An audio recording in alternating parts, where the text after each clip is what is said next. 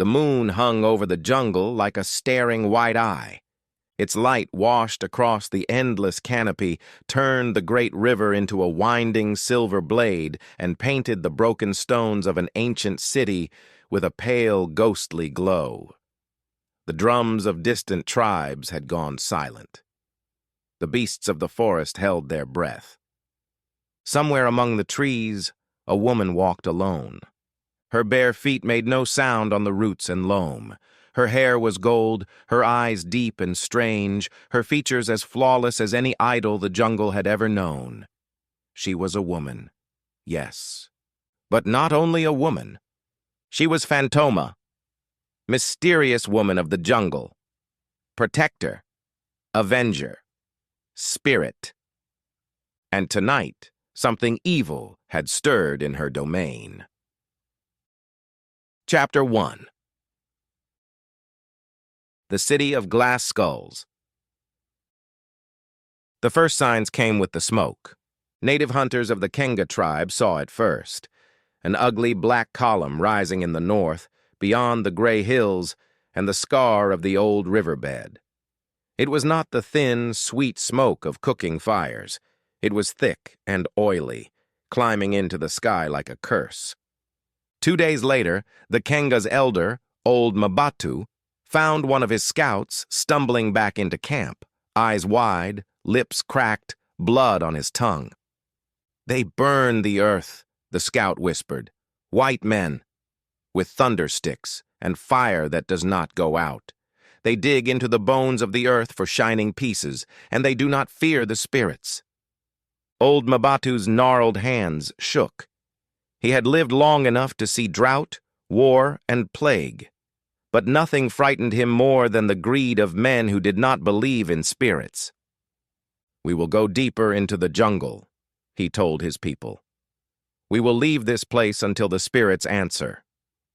That night, when the tribe slept, old Mabatu hobbled away to the edge of the camp and raised his arms to the sky. "Guardian of the jungle," he croaked.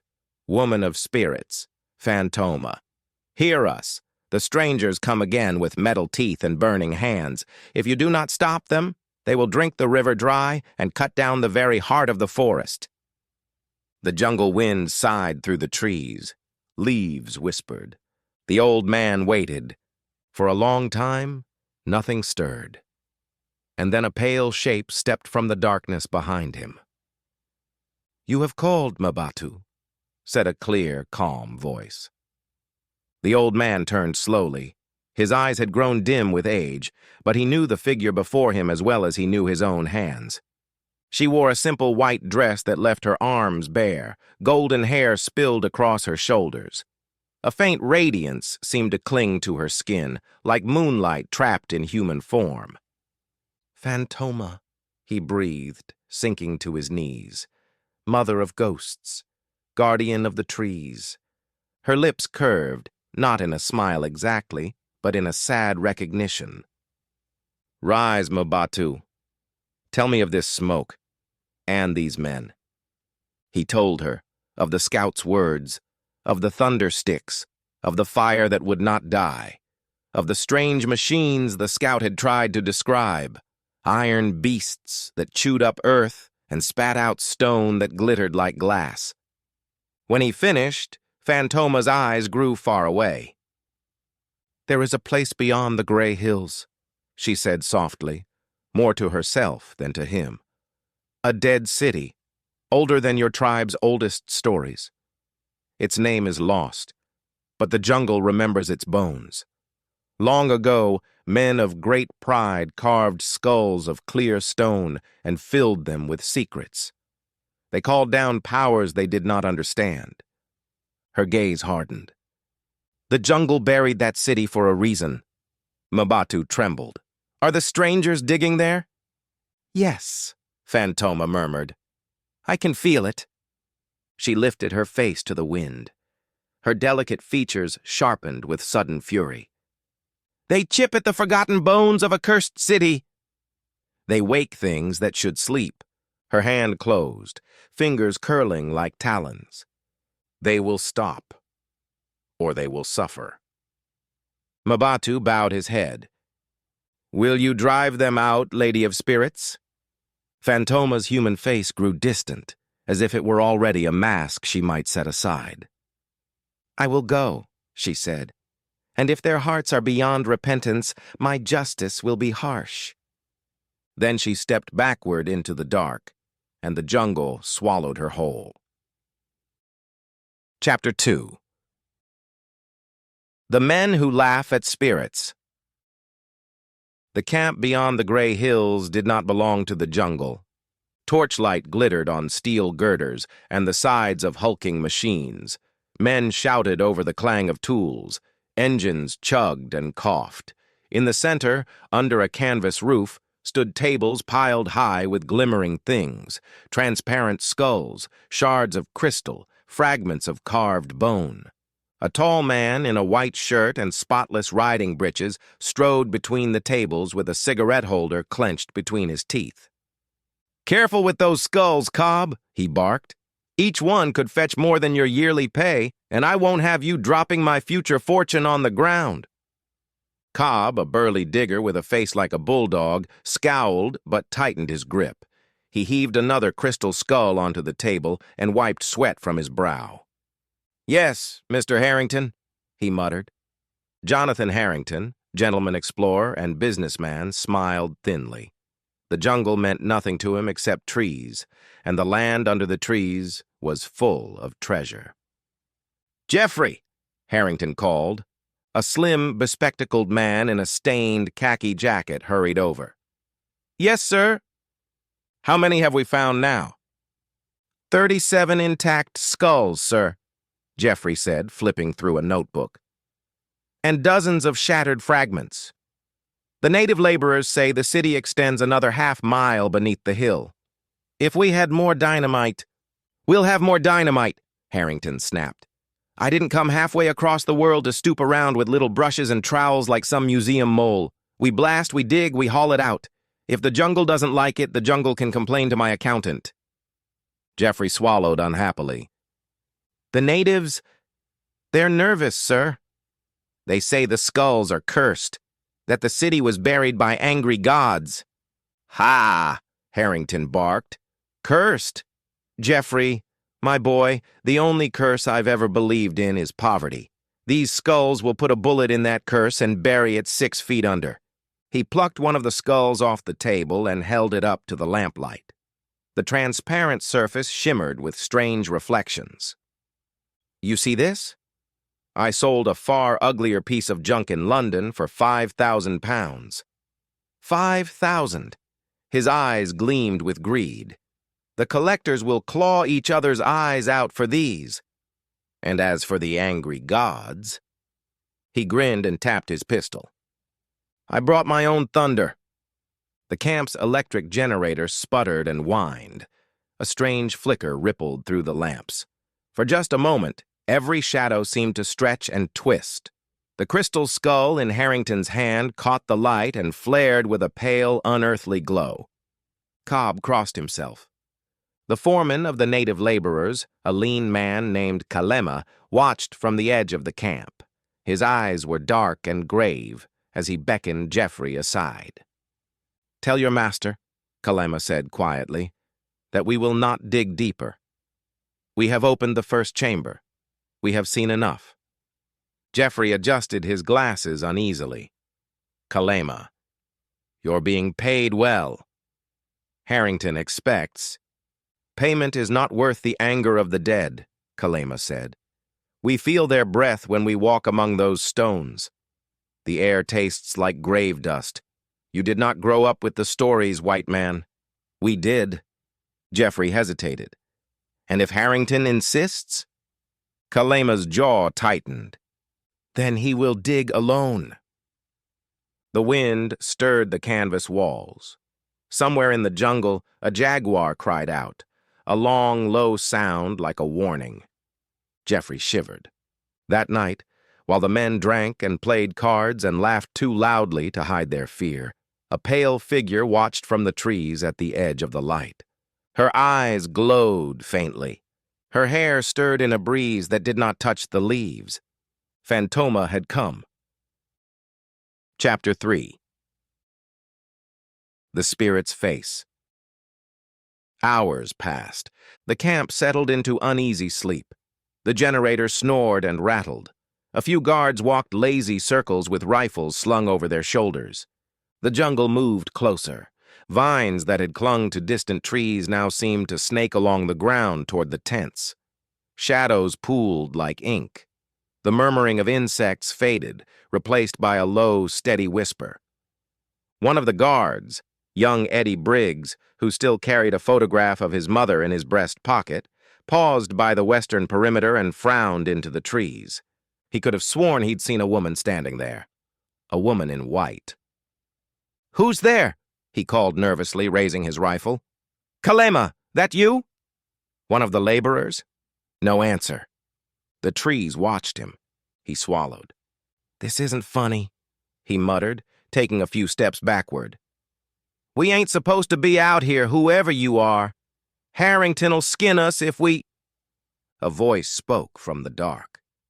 "Do you know where you stand, child of distant lands?"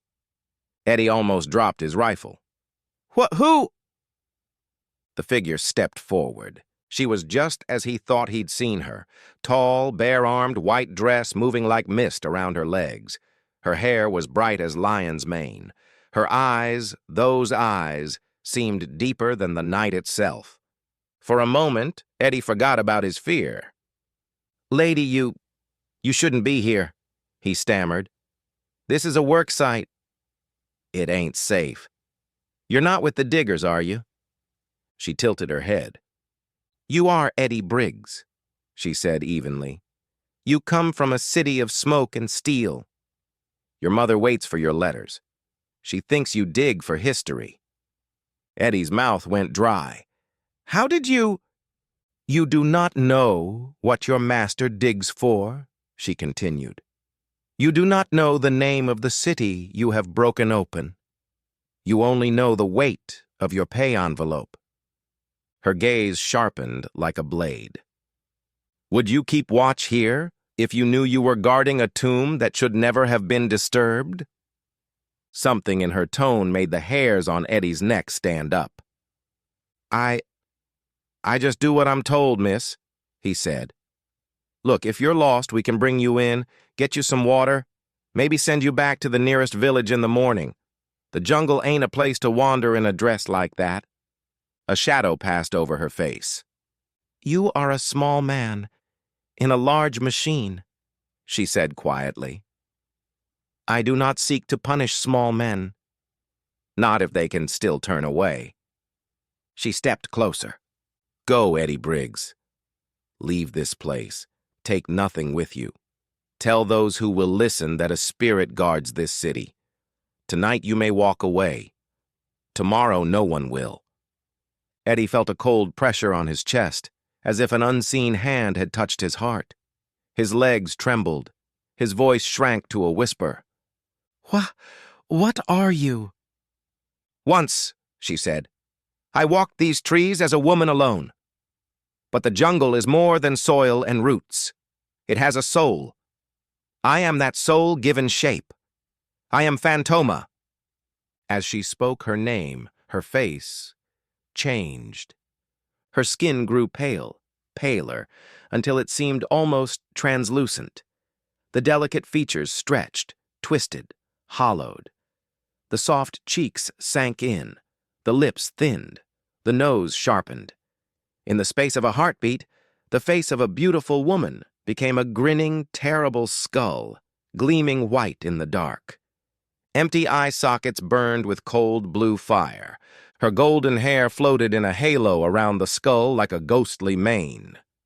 Eddie screamed. He staggered back, tripped over a root, and fell hard onto the ground. His rifle flew from his hands. For a long, shuddering moment, he could not move. The skull-faced woman stared down at him, eyes of blue fire blazing, and the jungle around them seemed to hold its breath. "Go!" she repeated, her voice now echoing from everywhere and nowhere at once. "Leave! Do not return!" Eddie scrambled to his feet and ran. Branches tore at his clothes. He burst into camp sobbing and crashed into Cobb and two other men just as they emerged from a tent. "Eddie! What in blazes?" Cobb's words died as he saw the boy's face. She's out there," Eddie gasped. "A woman? No, not a woman. Her face was a skull." "Drunk again?" Cobb growled. "I swear," Eddie cried. "She said her name was Fantomah. She told me to leave. Cobb slapped him hard enough to knock him sideways. "Get a grip on yourself, kid," he snarled. "You start telling ghost stories, the natives will bolt and Harrington'll have our hides. I don't care if you saw a skeleton doing the waltz with a gorilla, you keep your mouth shut, understand?" Eddie gulped. The memory of those burning eyes still seared his mind. "But she said tomorrow nobody would leave." Cobb snorted. "Then we'd better make sure tomorrow never comes," he muttered. "Get back to your post. And wipe that look off your face." Eddie hesitated. In the trees beyond the camp, the blue eyes still watched. He lowered his head. "Yes, Cobb," he whispered. Fantomah's skull face faded back into the shadows. For a moment, the lines softened, the bone smoothed, and the human face returned. She sighed. "I offered them a path," she murmured to the jungle. "They turn away from it. Then justice will not be gentle." Chapter 4. The Shattered Veil. Dawn crawled over the hills, bleeding red light into the mist. Harrington stood at the edge of the excavation pit like a king surveying his conquered lands. Below him, men chipped at crumbling walls with pickaxes. The crystal skulls, those strange, gleaming relics, had been moved to a separate tent, guarded by two men with rifles who yawned often and looked everywhere except the skulls themselves. Jeffrey clambered up beside Harrington, face pale. "Sir, I must insist we slow our progress." Harrington's eyes narrowed. "Insist, Jeffrey." "The men are whispering," Jeffrey said. "One of the guards claims to have seen some kind of apparition." "A jungle fever dream," Harrington snorted. "Tell him to drink less of Cobb's homemade gin." Jeffrey fidgeted. "The generator keeps failing, too. And last night I heard voices in the excavation, like whispering in a language I didn't recognize." "Spirits?" Harrington mocked. "Oh, Jeffrey, I expected better of you." He clapped his subordinate's shoulder. "Look there." He pointed toward the far wall of the pit, where workers were prying loose a massive stone slab marked with faded carvings. Strange shapes coiled across it. Skeletal forms, eyes like stars, hands reaching. "That, my boy, is the entrance to the inner chamber." "You know what that means?" Jeffrey swallowed. "More artifacts?" "More value," Harrington corrected sharply. "The priests always kept the finest treasures deepest. Gold, gems, texts that scholars would kill to read. And those skulls, if they're as old as Kalema's stories say, they'll turn museums into battlegrounds." Jeffrey gazed down at the slab uneasily. "What if the skulls weren't meant to be taken?" he asked quietly. "What if they were seals? Locks of a sort, holding something in?"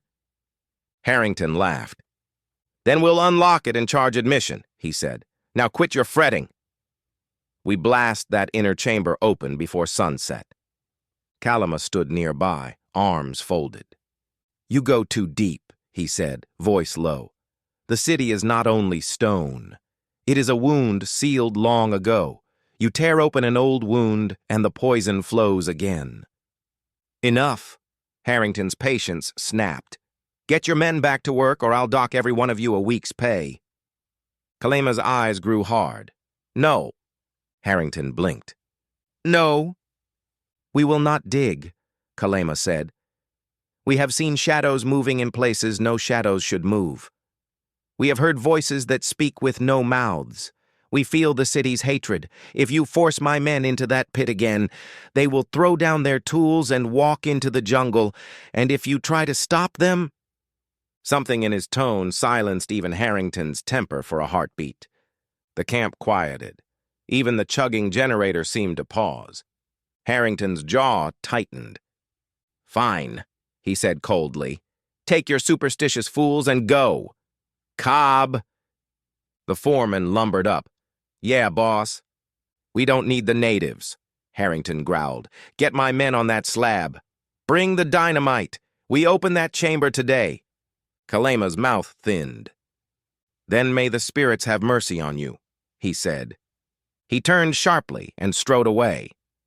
Within an hour, the native laborers had vanished into the jungle, leaving behind only trampled footprints and empty huts. The jungle closed behind them like a green curtain. Fantomah watched them go. Her eyes were sad but approving. "They have wisdom," she murmured. "They know when to turn from greed." She turned toward the dig site. "Now let us see if the same can be said for the strangers." Down in the pit, Cobb and 4 other men struggled to wedge dynamite sticks into cracks around the carved slab. Harrington watched from above, arms folded, cigarette bobbing in his teeth. Jeffrey lingered beside him, clutching his notebook like a shield. "Sir," he said, "if we must use explosives, we should at least ensure we're not damaging irreplaceable artifacts." "We'll replace them with money," Harrington said. He lifted his hand. "Light it, Cobb." Cobb grinned grimly and struck a match. The fuse hissed to life, spitting sparks. The men scrambled up ladders out of the pit. The world seemed to hold its breath. Fantomah stepped silently from behind a pile of crates, unseen by Harrington, Jeffrey, or the fleeing laborers. Her eyes glowed. "This city was buried by the jungle itself," she whispered. "Your greed rips open an old grave. Then feel what a grave feels when disturbed." She raised both hands. Her human face slid away like a mask of wax. In its place, the skull face blazed forth, white bone gleaming, eye sockets searing with blue fire. The air around her warped and trembled. The dynamite detonated. The explosion shook the earth. A plume of dust and smoke roared skyward. Stones shattered and flew like shrapnel. One man screamed as a chunk of rock grazed his arm, spinning him to the ground. When the dust cleared, the great slab was gone. In its place yawned a dark opening, like the mouth of some buried beast. A cold wind poured out, smelling of dust, old blood, and something else. Something like fear made scent. Light from the camp lamps did not seem eager to enter that passage. Jeffrey leaned forward, eyes wide. "Good Lord." Softly, beneath the wind, came a sound. Whispering. At first it could have been the sighing of disturbed air across stone. Then it grew clearer. Words in no tongue any living man knew, rising, overlapping, clashing like faint, distant cries. "Hear us. Stolen. Shattered. Lightless. Hate." Eddie Briggs, who had gone pale as bone since the encounter the night before, clutched his rifle and crossed himself again and again. "I told you," he whispered. "She said nothing good would come of this." Fantomah's skull face watched from the shadows, eyes burning. Harrington licked his lips. "The inner chamber," he breathed. "It's open. Do you hear that, Jeffrey? Think of what's inside." Jeffrey shuddered. "Yes," he said softly. "I am thinking of it. And I am not sure I like the thoughts." Ignoring him, Harrington snatched a lantern from a hook. "Cobb! Eddie! 2 of you with me. We're going down there." Eddie hesitated. He felt Fantomah's gaze upon him, though he could not see her. "Don't," whispered a voice in the back of his mind. "Turn away." He swallowed hard. "Cobb can go," he said weakly, "and maybe one of the others. Harrington rounded on him. "Coward!" he spat. "I won't pay wages to a man too scared to walk into a hole in the ground." Eddie stiffened. The photograph of his mother crinkled in his pocket. He thought of her simple house, of the factory she cleaned at night. He thought of the money she needed. He straightened his shoulders, though his knees trembled. "I'll go," he said through numb lips. Harrington snorted. "That's more like it." Lantern in hand, the explorer strode toward the ladder. The jungle wind moaned through the opening, carrying with it the voices of the buried. Fantomah's fingers clenched. "The city's rage awakens," she murmured. "You walk into a wound with no bandages." She followed, not with steps, but with will. Chapter 5. The Skulls Remember. The inner chamber was larger than any cathedrals the men had seen. The lantern's dim light licked across soaring stone columns carved with tangled shapes. Snakes coiled around skulls, men walking into mouths of beasts, stars dripping blood. On the far wall, a mural sprawled from floor to ceiling, cracked but still terrible. A city of bones crumbling under a rain of fire. All across the chamber, set into niches like watchful ghosts, crystal skulls stared down with hollow eyes. "Good Lord," Jeffrey breathed from the entrance, too frightened to go further. "There must be hundreds." Harrington's lantern shook in his hand, but greed burned brighter than fear in his eyes. "Do you see it, Jeffrey?" he whispered. "Fortune! Fame! We could fill museums from London to New York. Scholars will write our names in the history books in letters 10 feet high." Eddie stood just behind him, sweat running cold down his back.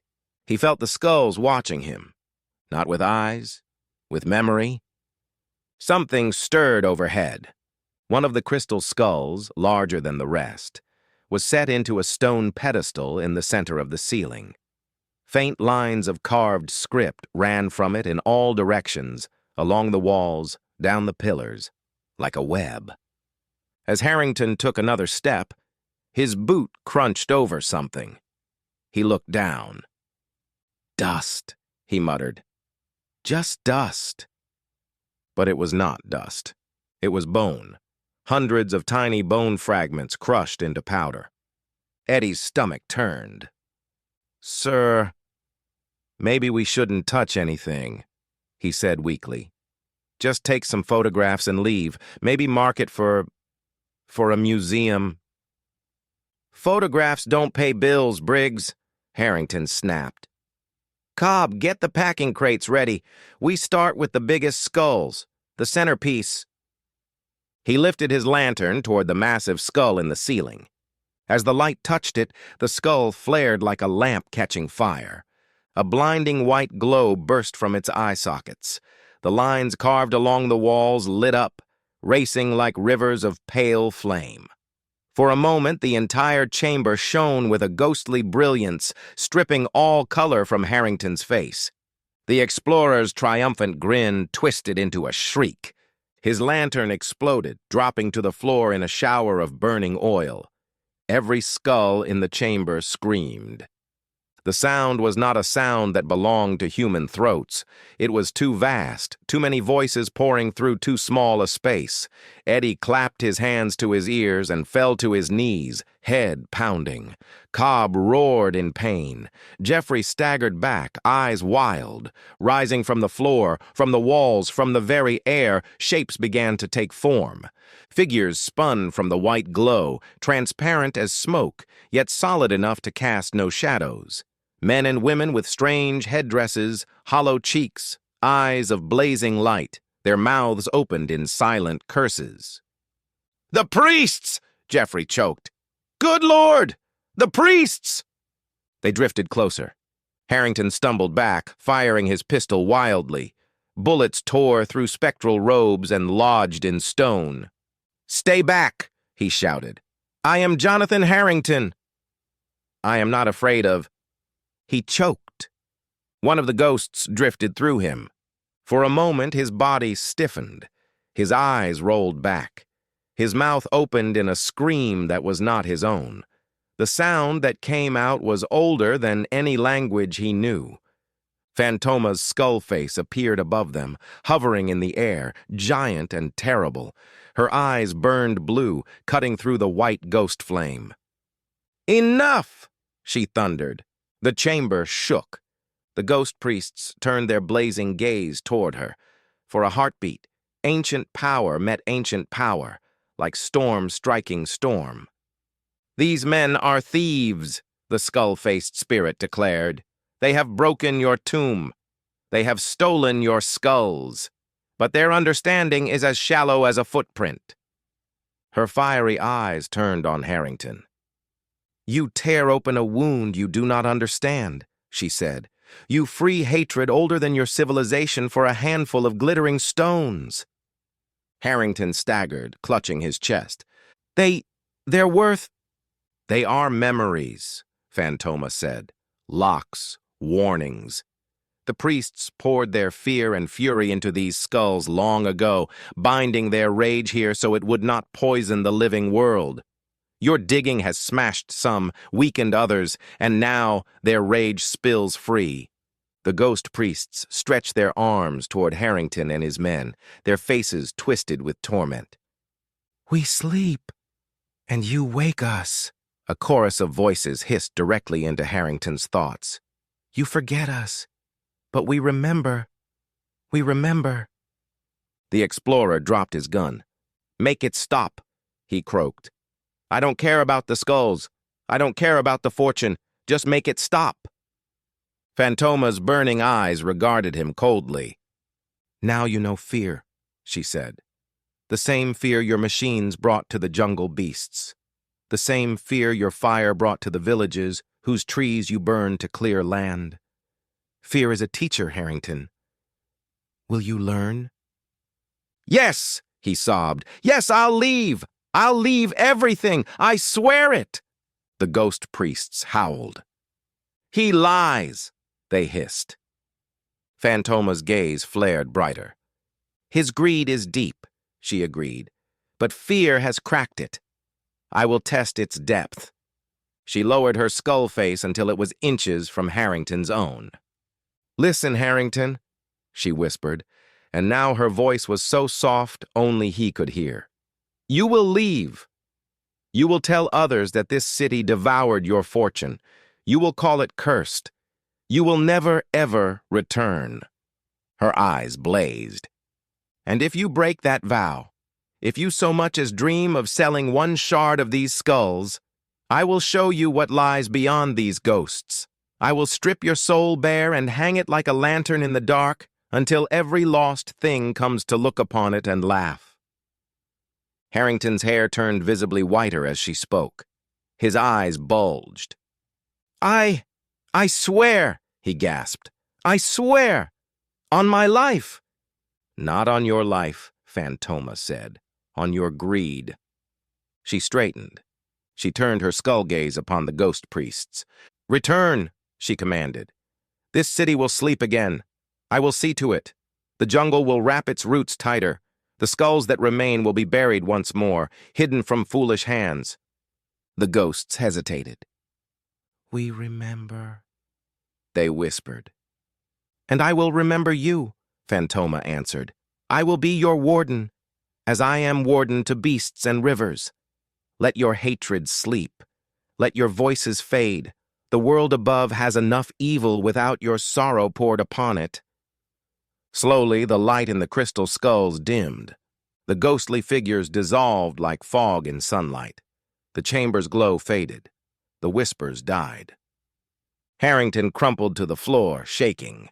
Eddie crawled weakly toward the entrance. "Please," he whispered, looking up at Fantomah. "Miss Spirit, whatever you are, may I go?" Her skull face regarded him. "You were warned," she said. "You still followed your master into the wound. But your heart is not as hard as his. Your fear has a different taste." Her bones blurred. The terrible skull softened, reshaping into the face of the woman in white. She knelt beside him. "Go, Eddie Briggs," she said gently. "Take only your life. Leave every stolen thing behind. When you return to your smoky city, remember this day whenever greed whispers in your ear. Remember that some treasure is not meant for human hands. Eddie nodded, eyes overflowing with tears. I will, he choked. I swear I will. She touched his forehead. For a moment he smelled green leaves, wet earth, clean rain. He felt a coolness spread through his fevered thoughts. Then he was stumbling back up the ladder, dragging the half-conscious Harrington with him, while Cobb and Jeffrey staggered behind like men waking from a nightmare. The chamber's darkness closed behind them. Chapter 6. Judgment and Mercy. The camp above was no longer a place of greed. By midday, the machines stood still. The generator was silent. Men huddled in groups, whispering, casting fearful glances at the jungle as they loaded crates, not with skulls, but with their own supplies. We're clearing out, Cobb muttered, slamming a box shut. His eyes still had a haunted look. Harrington's orders. Never thought I'd hear him say it, but there it is. Eddie, bandage around his head, nodded shakily. Good, he said. Harrington sat near the edge of camp, staring at nothing. His once immaculate clothes were rumpled. His hands shook when he tried to light a cigarette, and he finally threw it away with a snarl of disgust. Jeffrey stood beside him.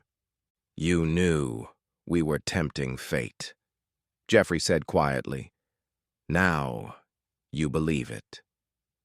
Harrington didn't look at him. I believe I was a fool, he said hoarsely.